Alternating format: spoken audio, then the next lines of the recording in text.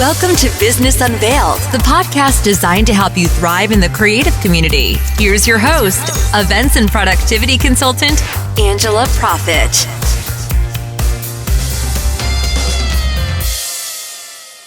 Hi, y'all. Thank you so much for tuning in to this episode of Business Unveiled. Expert tips and secrets from top creative industry professionals, where we take you behind the scenes of our past experiences in the creative industry and share with you what we have learned from them and how they have made us stronger. This podcast will help you grow a productive and profitable business to launch you into success within the creative industry.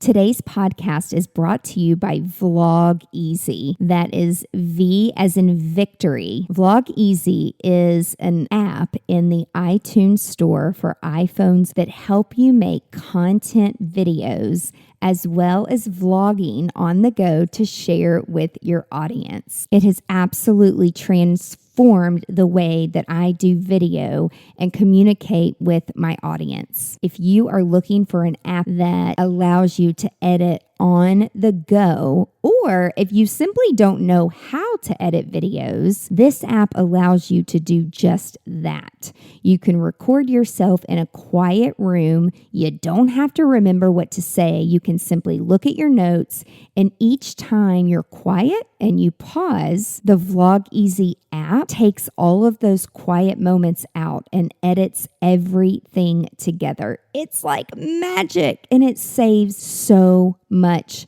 time. Vlog Easy allows you to record in vertical or horizontal formatting. You can import existing videos that live on your phone into the app, and so much more. Vlog Easy Pro gives you the unlimited cloud backup as well as removing the watermark. Give it a try for free today.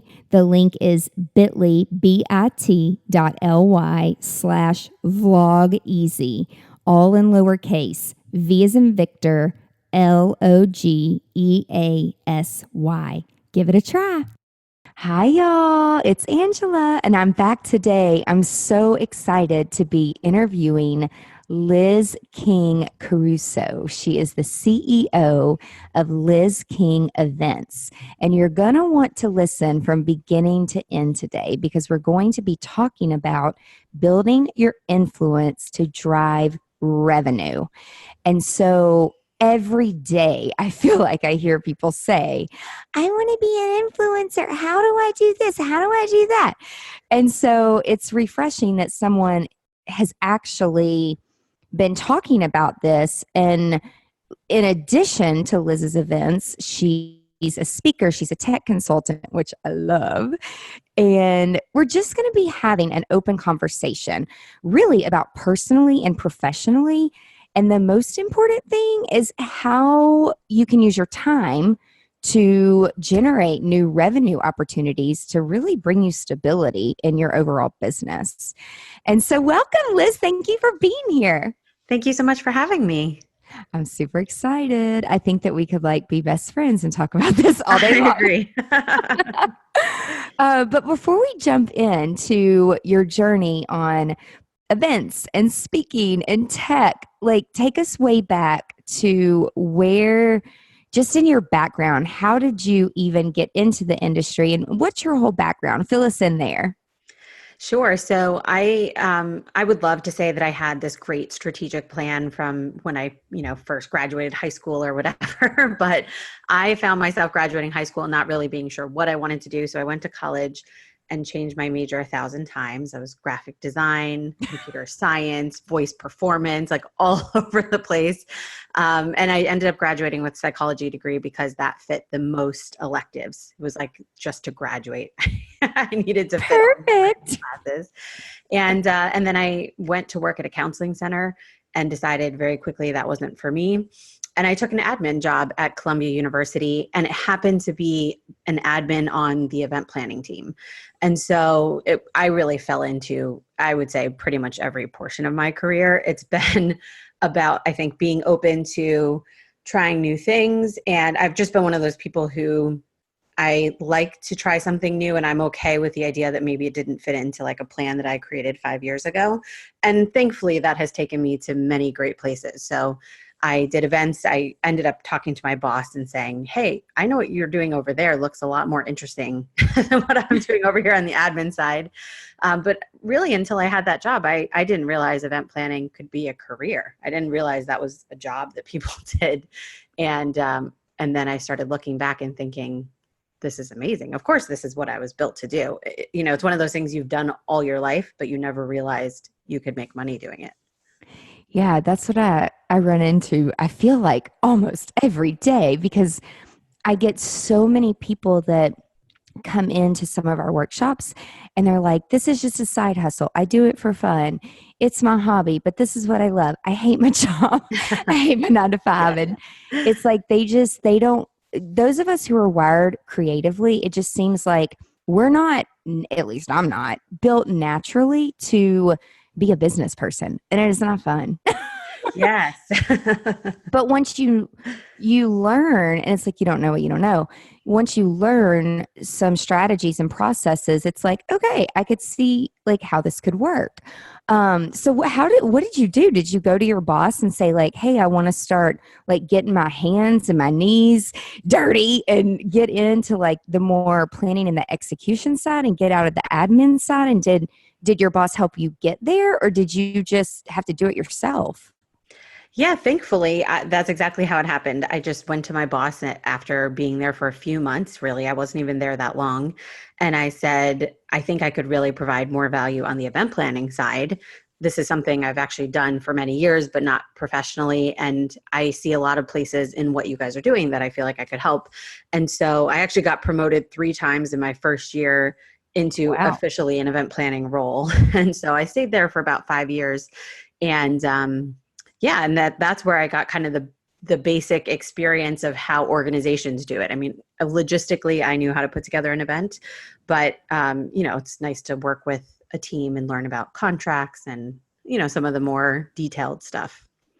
So when did you decide, okay, I've had enough. It's been 5 years. How did you decide to transition into taking the leap to doing it yourself? Well, so I, again, kind of organically fell into running my own business. About a year into working at Columbia, I started thinking, this is great. I want to learn so much more about the industry. So I created a Twitter account called Liz King Events because that's who I was and what I wanted to do. And Yeah. I just started connecting with people. And at that point, I think I started a blog and I was just writing about what I learned. And I happened to get very lucky because Twitter was incredibly popular. And so I was able to build a pretty big following. I think because I wasn't selling anything. I literally had nothing to sell. I was just there to connect with Right. people. And after about a year of doing that, I started getting client inquiries from people thinking Liz King Events was a company. And so I would turn them away and say, oh, it's just a Twitter handle, and I'd refer them until I finally decided that's the best thing I could ever do. So I started taking clients like part-time on the side for about 3 years of my 5 years at Columbia until I finally it was just friends and family who were like, you're being ridiculous. You can do this on your own. You need to just leave and make it happen. And so it was a pretty organic process. The benefit of doing it part-time on the side for so long, for 3 whole years, was that I couldn't do very much because I had a full-time job. So I ended Right. up only taking the projects that I was really interested in, which helped me actually define a brand very early, which Yeah. again, I couldn't say that I did that strategically, but it worked very well so that then when I launched full time, I had a pretty established brand. I think a lot of people were shocked that I was leaving a job. They were like, what? You do something else? Yeah. My parents thought I was on drugs. They're like, "Oh, what's wrong with you? Like you make great money. Like you have benefits." And I'm like, I'm not going to work for so like I can pay for my own benefits. Like Right, exactly. it's just a completely different mindset, like completely. Hmm. And so how many years did you really do events before you started to speak and really teach others? So I'd done a little bit of public speaking while I was at Columbia, both for them as well as for myself. So kind of just depending on I started speaking at like a few industry conferences and things like that. And then the consulting piece of my business has been within the last 2 years. I have built communities. I ran an event called Techie Talk, which was a live event for event planners to learn about technology. That's And I ran that awesome. 10 How do I not times. know about this? I just ended it last year after our 10th Ah, event. So maybe we'll have to revive it so that you can come. yes. And it was such a great event. And in some ways, I do understand that was educating. And I was one of the speakers of the 30 plus that we organized for every conference. But it was after I kind of wrapped that up that I thought I would love to take a strategic role in helping other event planners who are in the independent world, which is where I am, really figure out how they could basically follow the same path I did. So it's one of those things where you kind of look back and you say, okay, now I see what I did that worked. I see what didn't work. I could help other people figure out the path that works and help really scale from where they are now. So, for people who don't know, because we have a lot of new entrepreneurs that listen to the podcast, what's your definition of scale? So How scale, do you I see think, that? it's a really good question actually, because I think it does mean something different to everyone. The thing that I'm talking about when I say scale is taking your business from something that exists to something that works for you. And so I think sometimes people say scale and they mean like, hire 100 employees and make your company really huge. But I think most people go into business because they have a vision for the lifestyle they want to live. And then about 5 to 7 years in, it's like you're looking at your business and you're like, I work way too hard and yet I don't really get the results that I want for me. So Right. you end up just basically pulling a salary from your own company. And then it's like working for a company, except you also have a lot of other stress. So to me, scale means kind of taking stock of where things are now, redefining your vision of what kind of lifestyle you want your business to support, and then changing your systems and changing kind of the way you think about revenue and making money so that your business works for you and you're not just a slave to keeping it alive. I think a lot of people feel like their business is just sustaining, and Amen. it's a Yes. job. 100%. Yeah, I had a mentor years ago and he's like, your business is running you. You're not running your business. I'm like, Yeah.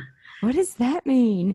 And then when he showed me all types of different ways to do things, I'm like, oh, it can get better. It can get easier. Hmm. So I'm interested to know, like, I'm not huge into Twitter, and I feel like there is a lack of engagement from the wedding and the events industry, specifically like with Twitter. But I will say, Julie Alba, who years ago started Wedding Market News, she came to Nashville and she's like, can you be a speaker at my Twitter event? I'm like, I don't even know what Twitter is. I mean, this is a long time ago. And so she like set me up an account and we've had it and we use it.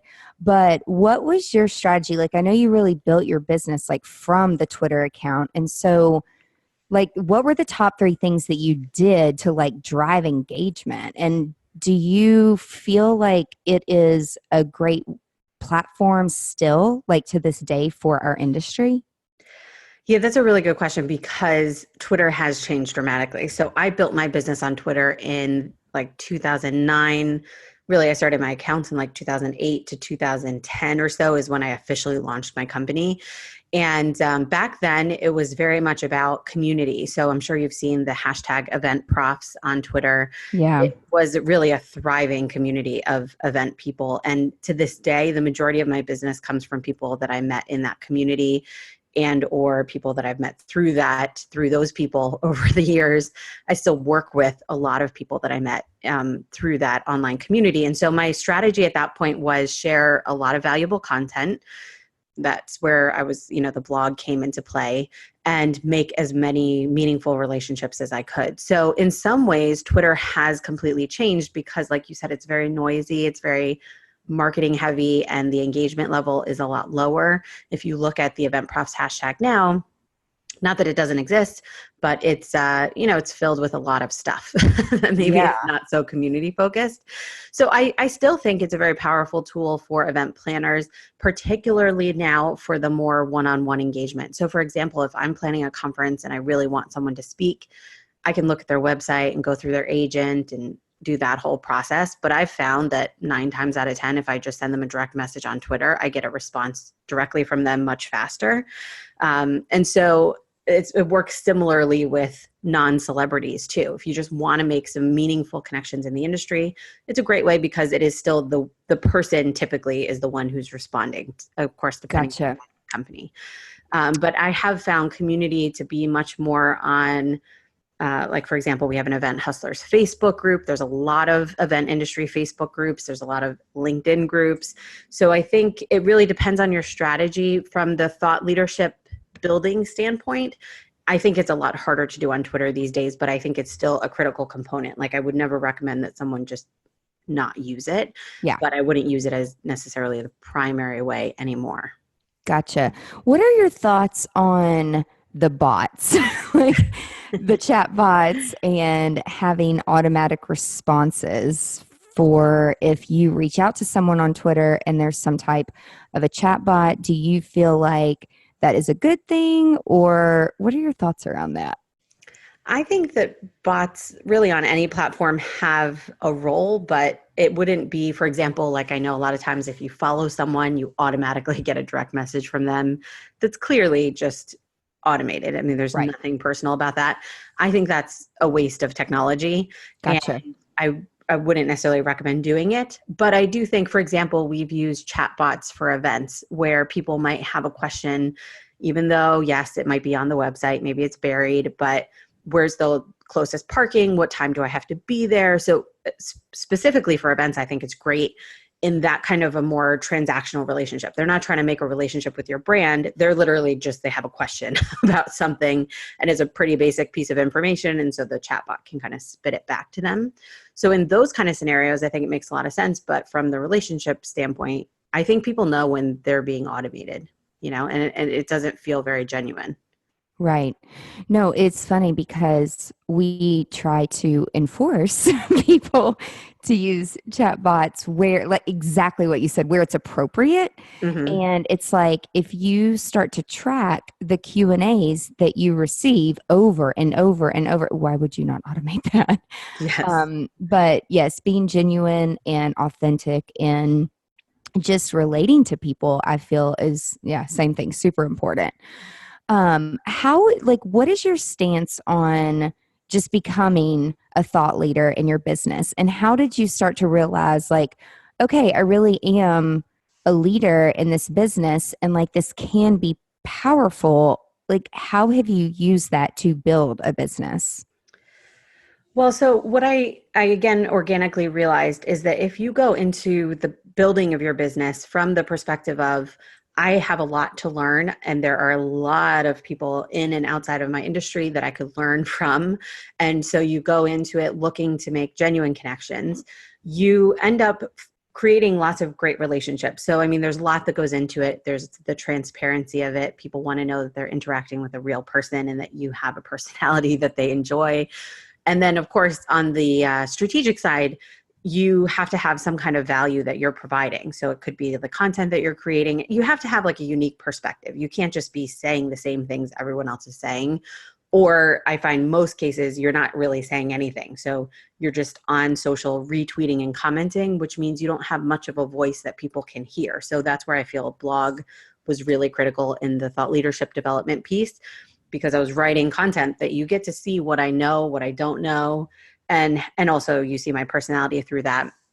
And what I realized is that as you provide valuable content where you're not selling and like shoving a message down someone's throat, and you're a genuine person, you actually want to make relationships with people, you start to build this audience. And as long as you know the value that you bring, you could build an audience of people who want that message, who find that to be valuable.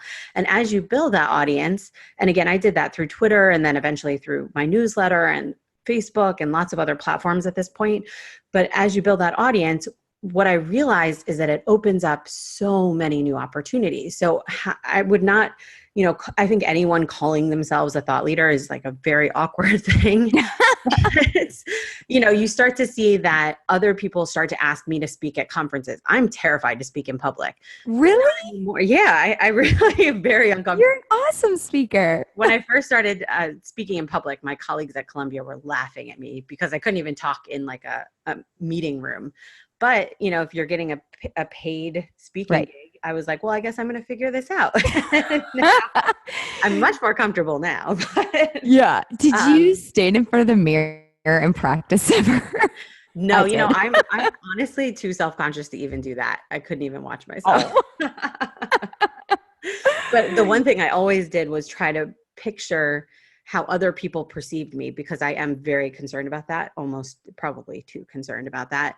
So when I would watch other people and they were like using all the time, or they were talking really slow and it took a long time to figure out what they were trying to say, I realized as an attendee, I don't like that. It's like boring, or it was seeming unprofessional. So I just tried to project what I wanted other people to see in me, But yeah, I mean, the revenue opportunities just start opening. And then as an event planner, I'm like, what we do very well is plan strategic events. And that's when I started thinking, why not do this ourselves? And that's when we launched like the Texie Talk conference.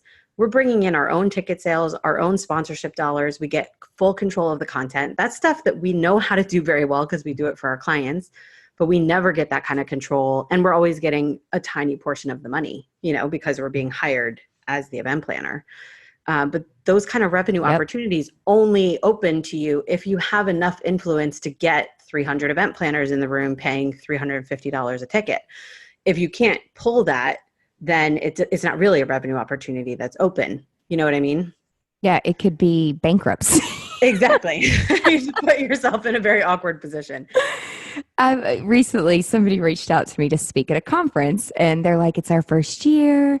And, then it's like, well, what have you allocated towards your education dollars for your attendees? And they're like, well, we want the best, and da-da-da-da. And it's like, well, what's your education, budget? And they're like, well, they kind of skirt around it. Yeah. And you can just tell, like, they don't know what the F they're doing. Right. And so, I'm like, okay, so I'm not trying to tell you what to do, but from someone who's, been doing it for a long time, what is your your marketing strategy, and what campaigns and what platforms are you going to use? And then I'll start asking about ticket sales and like things that I should not care or ask about, because they just reached out to me like, can you speak on tech? Right. And then they start to realize, oh, maybe I should just hire you to help us like plan the conference. And I'm like, well, I really don't want to do that. That's not really the point. But the point is, like you're saying,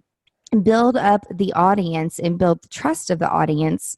And something that I've learned from my peers is, if you just ask people like what they want and how can you help them, like, do you find that they'll tell you like the truth? Oh, absolutely. And I think you have to balance that with your own knowledge. So, one of the things that we did with Texie Talk was position it as for planners by planners. We do this every day. So we know what kind of technology you need for your events. So there's the layer of, what do you want to learn? What is important to you? And that is a very critical piece, because that's the stuff that speaks to your audience in marketing, because they know they need it. And then you kind of add that extra layer of, here's the stuff I know you need to know, but you don't even realize you need to know. And that's what takes your conference or event to the next level. Because when people come and you market to the needs that they know they have, and then they come and they also learn all this other stuff that they realize is important for their daily lives, they walk away feeling like huge value. But that's something that you don't really know unless you're in tune with your audience. So like, it drives me crazy when I see people who jump into an industry and decide to put together a conference because conferences make money, but they don't know anything about that industry. Like, right. You could sell a lot of tickets, but you're not going to make this a highly successful, repeatable event unless you know it enough. Like, you have to live and breathe it enough to provide that extra value that they don't even know they need until they've heard about it. Right. So do you still plan events for other people, or do you prefer to plan your own events and, like you said, have complete control of what the attendees are experiencing? I really still like to do both. And I do feel similar to what I was just saying. I almost feel like I have to continue planning events for clients to have the credibility to talk to other event planners, because I'm saying this is what I do as a living. I do work with clients. I know how to sell them. I know what the challenges are in working with clients and getting paid and all that stuff. And so then when I'm talking to business owners, I'm coming from a perspective of someone who owns a business as compared to someone who just wants to talk to you about the theory of running a business. And Right. I enjoy working with clients, but the benefit of doing my own events and having consulting and speaking is I don't have to kill myself doing 150 events a year. I Right. usually do between 5 and 10 at the max events per year. They're bigger events. I get to work with the clients for a longer period of time. They typically are repeat, so I'm not always trying to bring in like a ton of new clients. And I really love that side of the work, but I'm able to do that because I kind of balance out the revenue in other ways.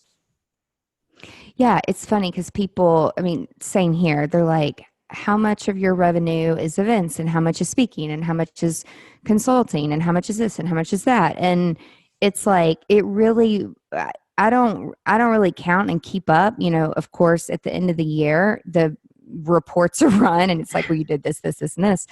But do you set goals for yourself and for your company where, like you said, you'll do 5, max 10? Like, do you set goals for each revenue bucket, or you just kind of take it as it comes?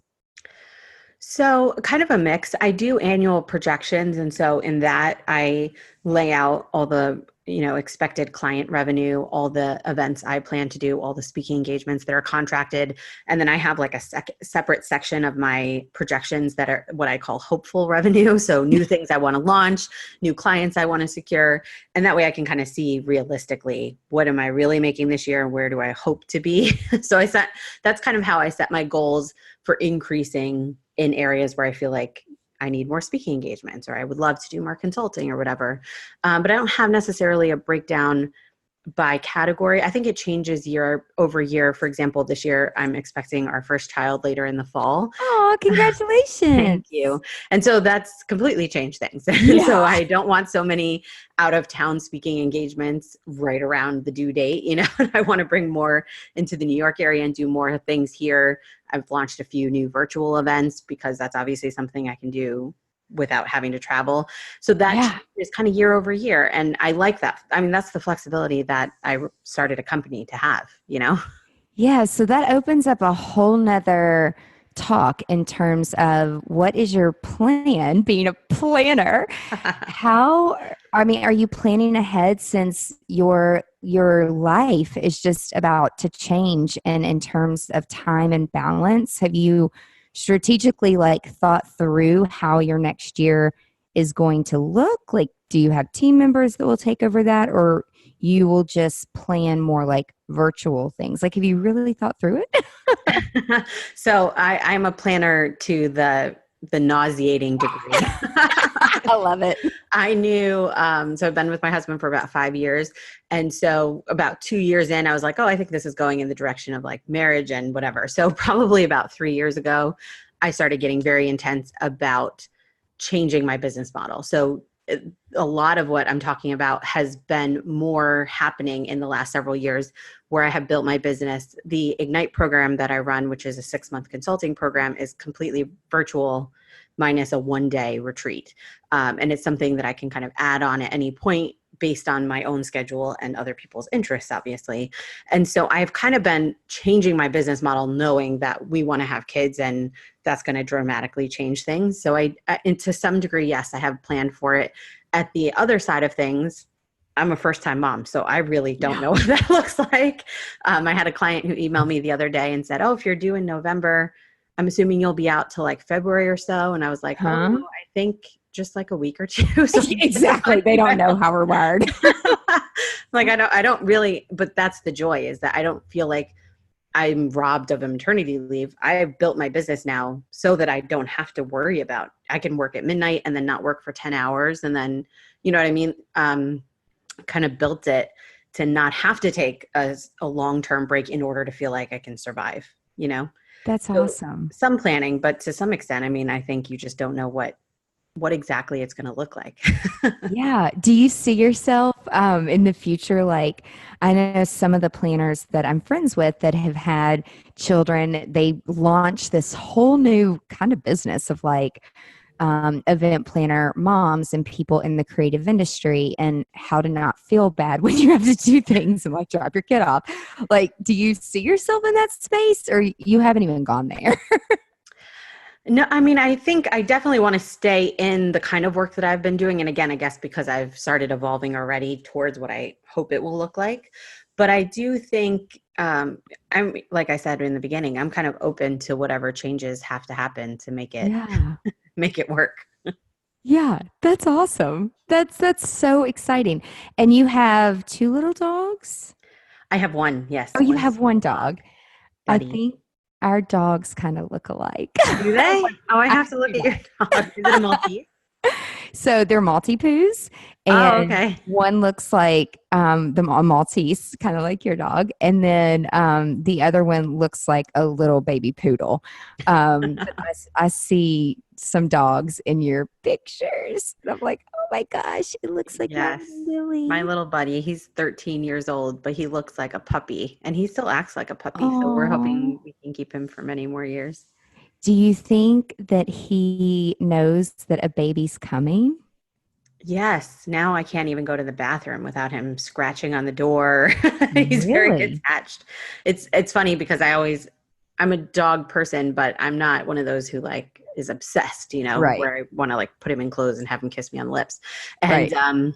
I had always kind of thought when people said that their dogs know, I always thought, okay, that's nice.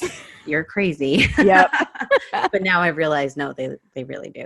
I'm not sure how, but Oh. yeah. So, I mean, I know you said like you really, have built the business and it sounds like you really have a strategy. And so, are you able and how do you step away from the business and take time like for you and your family? Like how do you make sure that that happens and there's a good balance? That's a great question. So one of the things that I did a few years ago, and then I kind of reevaluated in the last, I would say 2 years or so, was I like to really define my 5 top core values as a person and kind of keep those very visible in my life so that I can constantly make decisions around that. Family was for me like the number one priority. Even before being married and having kids, I have 6 nieces and nephews. We have a very tight family. And so that kind of things like flexibility to go to concerts at noon. Like, I don't know why all the kids' concerts are like in the middle of the day, but Right. It's to do like, that do kind of moms not work? stuff, I know, is great. And so for me, it gets scheduled in just like my meetings do. So as soon as I always tell my sister, she has 4 kids, and my brother who has 2, as soon as you know something is happening with the kids, let me know. I'm going to put it in Yeah. the calendar. And then, I mean, honestly, my business at this point is so flexible that not only can I work like whatever times I want, but I've really focused on that kind of recurring revenue that's a little more automated. I still have to work for it, but I don't necessarily have to work. Like I really used to work 100 hours a week just to keep the business going. Yeah. And I feel like now I've paid my dues. Now, if I can work Yeah. 40 or 50 hours a week, that's great. If it's less, my business is not going to die. And so that gives me the flexibility then to be at this place where I can prioritize family and do things like that. It's a transition though. I think everyone wants to live that life without paying the dues up front. It's like, oh, if I start my business, then I can just work whenever I want. And then Yep. it never really grows because you're not really working on it. So I don't believe really in passive income where you can do things where you just never have to touch it and money just keeps flooding into your bank account. That shit don't exist, people. I It does mean, for not. real. But, there are ways to kind of make things a little easier. And like, for example, the Ignite program, like I mentioned, is an online program. So it's a video call once every 2 weeks with the person and some resources that I send, so I can really, the value that I'm providing is still really high, but it doesn't require a ton of my time. Learning how to not trade, hours for dollars was a huge transition in my business. Yeah. Do you find that people that go through your Ignite program, I'm just curious because, we have a few online programs and I mean, exactly to what you just said, people think because we have online programs, we just hit go and, you're done. And so what they don't realize is the investment, the time investment first off to build the shit. And then the amount of coding, and it does cost, depending on if you're doing it yourself. I mean, your time is still valuable and worth something. And so I remember when we launched our very first online program, which was so bad years ago. I remember at the end of the quarter, my accountant saying, "Okay, you've invested $32,000." And I'm like, "What?" Like I Wow. wanted to vomit because it's like, yes, we need this. Yes, let's keep going. And yes, and yes, and yes. And so I was working with all these different consultants who were telling me what to do. And what I learned from that is they don't know our industry. Mm. And I was kind of an idiot where I thought I could just pay somebody else to do it and take the easy way out, because they're all in business. They're like, outsource, outsource, outsource. If you're not good at this, don't do it. And so, but when I went back into the back end and started to learn more about like the software and the platform and the analytics and what was happening, I'm like, these people are basically lying to me and stealing from me. And so then I would question them, which they weren't used to it, me questioning, because I would just say, okay, here's some money, go do Right. it. But then when the results weren't quite there, because of course, like I'm going to set goals for myself and for the program. And so you constantly, I feel like, have to tweak and you constantly have to spend dollars to market it. Or, like you said, build a community. And the other big thing I learned is like have a beta group, go through it and make Yes. sure that it's damn near perfect before you like launch it to the public and, get feedback. So I'm just wondering, like, for your Ignite program, like what are some of the results and the things that you have learned in like launching it and then taking people through it? Yeah, so I've learned my hard lessons about program development like this through many different platforms. And I've read a very popular book, which I'm sure you're familiar with, The Lean Startup, a few years Yep. ago. Yep. And I've really embraced that method because I used to definitely be a person who like tried to build it all, perfect it all, make it amazing, and then launch it. And then had way too many issues and it wasn't quite right, the content and whatever. And so with Ignite, I launched it as a group program. I kept it limited to 5 people, which we ended up with 4 actually in the end. And I made it a year-long program and it was completely hands-on. So I went into it with nothing prepared other than an outline of the content I knew I could cover so that I knew it would obviously last a year. And then what I did was because I was going through it myself with this group, I learned a lot. So I learned, for example, that a year is quite frankly too long because you can always say, I'm really busy this week. I'm going to get to it next week. When you overload people with homework, if I'm giving them, let's say 2 hours of homework every week, if I give them 4, it gets done much faster because they're forced to kind of prioritize that. So I changed it from a year to 6 months. I realized that it was great to do it as a group, but really the piece that happens as a group is more something that could happen in a Facebook group. It could be something where they just want feedback from each other. Like, I'm working on my website. What do you think of this copy? What do you think of the pages, et cetera? And so I have now launched it as an individual program. So I can take one person at a time, which certainly helps me from a marketing standpoint, but also just a capacity standpoint. If I have time this month, I can take a new client. And if I don't, then I don't have to start a whole group of 5 to run it. So I learned a lot about how they work, how the content resonates with them. And then now that I have a 6-month program, I've learned what pieces do I have to be. It's like a one-on-one thing. There's a lot of personal consulting. And so that's where I scheduled the bi-weekly calls. But the homework, for example, I don't need to have a call with them just to give them the homework. I can write that out and send that to them through an email. And so I've figured out like what parts can be automated without losing value and what parts really have to be tailored to that particular client. And in that case, there's no question that this is not something I've created and then I just hit send on because it's literally live and completely to what they're dealing with today. And so it's finding that balance, just learning from my own experience with other programs and going through them as a participant, and then literally just kind of that lean startup model, building it as I go, getting a ton of feedback, and never being afraid to change it up completely. That's awesome. What are your thoughts around pre-selling programs or events before you actually create them? Have you ever heard of such a thing? I do that. That's what I do all the time. Really? That is my my secret. motivator. Gotcha. So I was in this group years ago, and I had one of my team members with me, and it was a mastermind group of like 20 of us.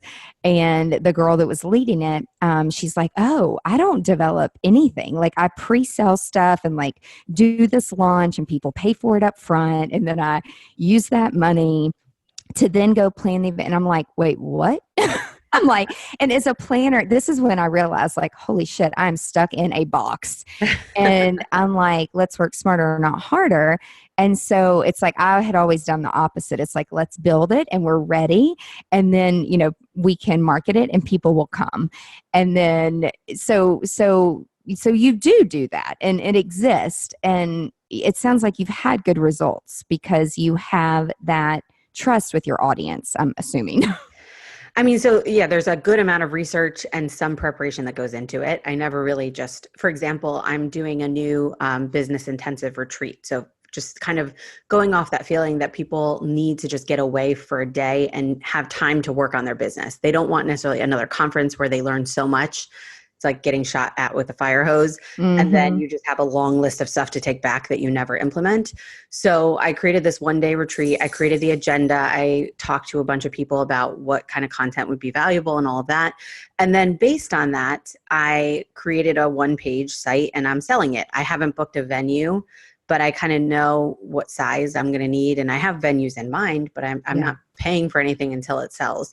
So it's been really good to kind of like do the research, put it out there. And I think the research piece is important so that you don't put a lot of stuff out that you end up canceling. Because then your best fans, those 5 people who buy tickets to everything that you do, that gets really frustrating. So it has to be something that you can either just scale down and do with whoever does sign up, or something that you believe in enough that it will take off. But, I feel like a lot of people have these ideas of things they want to do for their own business, but they never make the time. So I always tell the Ignite participants, do the research, put it out. As soon as it's to the public, your foot is to the fire. You have to make it happen. And especially once people start buying tickets, game over. And so that to me was like the driving force. It's like, okay, if I said I'm doing this September 10th, guess what? This is happening September 10th. And it's my motivation to get it done and to do it really well. So I don't do it with necessarily all of my projects, but to whatever extent I can kind of get the basic concept and launch it and see the interest, I always enjoy doing that. That is so smart. That is so awesome. Awesome. So for people who want to check out the consulting program, the link is lizkingevents.com/ignite. And how did you pick that name for it? It's really just that, that kind of like matchbox idea that you have a business, you have a set number of clients, but you're ready to really let it take off. You want to light that match and really get it going. And so the ideal clients for this are people who have been in business and have a client list, or people who are just starting out and really don't want to make the 5 years of mistakes that most of us make before we decide I probably need to change things up. And so, I really, every time I think of the Ignite name, I think of that, like lighting a match and just watching things really go to the next level. That's awesome. So the people that go through your program, it sounds like you've really perfected it. So like 6 months is a good mark. Do you find that people instantly have results, or do you find that some people say, I've realized that this is a hobby. I don't want to do the business portion, and thank you for helping me figure that out? Yeah, there's a big piece of it that is defining who you are, your niche, your audience. That's what we spend a lot of time on in the very beginning. And so, and the other piece is there's work. So I made it a 6-month program because this is not something I can teach you in 10 weeks. And then you go and your business is completely different. It's a transformation that takes time and Right. work. So they do get some results right away. And then it's one of those like a 6 months or a year in, they're like, oh my gosh, I can't believe where my business is now compared to where it was. I have had some people who have said, oh, look at this. Now that I've spent some time really looking at how I want my business to run, I've decided I don't want to do it anymore. And to me, that's like a big win because it saves you Totally. however many other years. And I've also had people who've taken the program and said, this is awesome. I don't want to do it in the events industry anymore. What I'm really passionate about is conservation or mother's self-care. And they're able to take what they've built so far and kind of transition it into a new industry that makes them much happier and is a lot easier to market because it's true to who they are. A lot of people do event planning because they have organizational skills, and that's kind of what comes to mind. And then when you really do that, dig deep, you start thinking, wait a minute.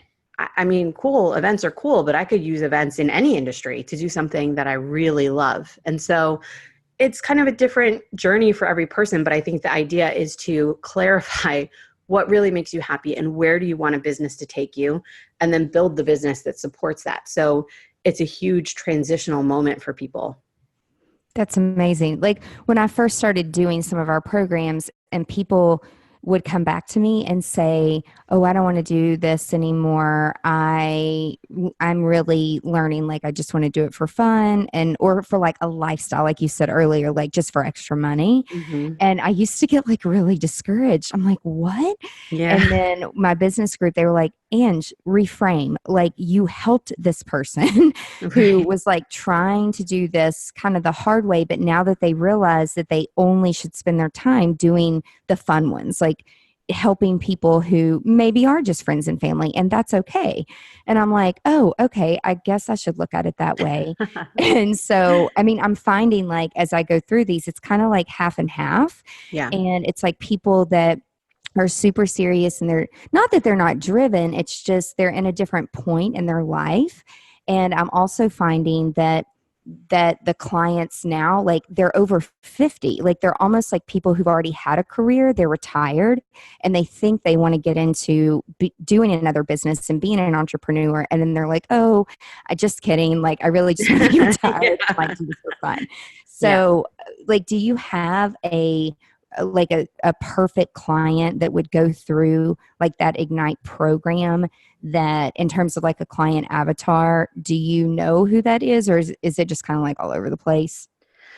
No, ideally, it is someone who has been in business for 5 to 7 years. They have a solid client base. They enjoy the work that they do, and they are very good at what they do. But they feel like there's like no one notices, no one realizes that they're the queen or king of X, Y, and Z. And they feel like they're kind of working in a vacuum. They get the same clients every year. And then they have these ruts where it's like looking at your, like most people don't even do projections, but if they did, they would be terrified of the empty months. How am I going to fill that up? Right. Or a client disappears one year and suddenly my whole life is thrown. And you start thinking at that point, I think you start really questioning, can I keep doing this? Is this something that is really going to last 15, 20 years? A lot of people in that 5 to 7 year time frame are thinking, I don't necessarily want to be on site at events 100 days of the year. I don't necessarily want to give up all my weekends. And so it's at that really critical point where I like to work with people, because you're very clear at that point that something has to change. And that's when we can really dig into who are you as a person, what makes you really happy, what would a business look like if it's supporting your vision for your life and your lifestyle. And from there are so many possibilities. And yeah, it's a little bit weird to be like, oh yeah, people went through my business program and decided to close their business. It Yeah. sounds very weird, but that's where I like it, because if you decide that, yes, I do want to continue doing my business, there's so many opportunities. And I think it's that thought leadership piece, getting people to think about, if I put myself out there and really talked about all the things I'm doing and shared the things I know, people would know it. And then I would get recognized. And then I could open new revenue opportunities. I could hold my own events. Like, why am I not building my own audience? Why am I not public speaking? And all of those revenue things make those months that are, low in client work way less scary and positions your business to work for you. So that to me is like the ideal place to be. We do, like I said, we do work with some companies who are just starting out and some people who've been in business. One of our clients has been in business over 20 years. So it's just at that point, it's that friction point where you're thinking, if I'm going to do this, or since I've been doing this so long, I got to do it the right way at this point. Amen.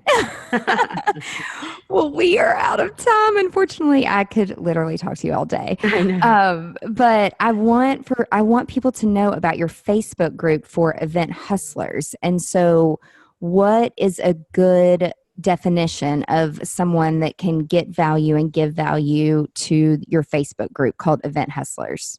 Sure. So Event Hustlers is just a free private Facebook group. The only requirement is that you are an independent person within the events industry. You can be on the vendor side or an independent planner, and you can also be someone who is thinking about becoming an independent planner. So sometimes you'll see like corporation names, but they're really about to leave.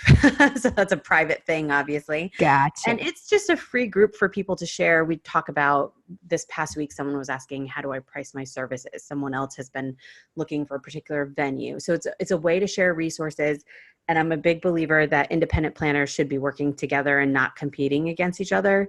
And so this is a platform for that. I think we launched maybe in February, and we have about 300 people in the group so far.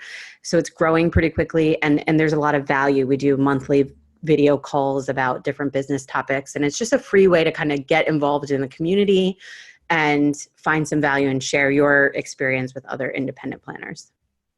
I love it. Well, guys, make sure you check out Liz at lizkingevents.com. You can email her, liz@lizkingevents.com. Liz, thank you so much for being here today. Thank you. It was so much fun talking to you. Awesome. And everybody, thank you so much for listening. Be sure that you are subscribing so you get the notifications and you know when we have a new episode of Business Unveiled. Everybody have a great day. Bye. If you found this podcast helpful, please share it with your friends. And I'm so very grateful if you leave a review. Be sure you are a subscriber so you never, ever miss the juicy details of Business Unveiled. Also, be sure that you are part of my email list. And if you're not, sign up today at angelaprofit.com, where I share valuable resources and exclusive products with only my subscribers. Now, before I go, I want to ask you, if you have a story or a product to share with the creative industry, please let me know. To be considered as a guest on Business Unveiled, visit angelaprofit.com and submit a podcast guest form. Until next time, remember to stay productive and profitable. You've been listening to Business Unveiled with Angela Profit. Join us next time as we share our experiences to help you be more productive and profitable in your creative business. For more great resources, visit angelaprofit.com.